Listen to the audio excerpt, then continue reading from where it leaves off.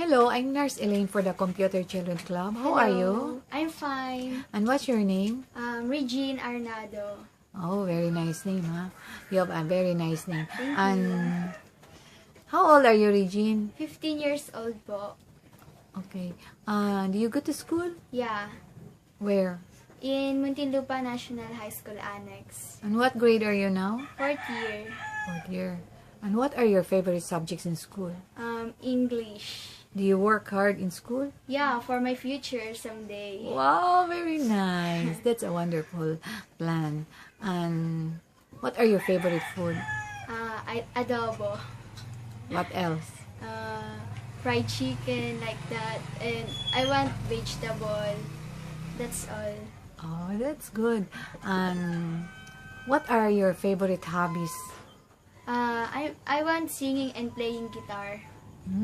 That's interesting. And what do you want to be when you grow up? I want to be a professional singer someday. Why? Because singing is my talent. That's why I want to improve it. That's all. That's By excellent. being a professional singer. Very nice. Do you have a talent that you can show to me? Yeah. Okay. Sure, I show you.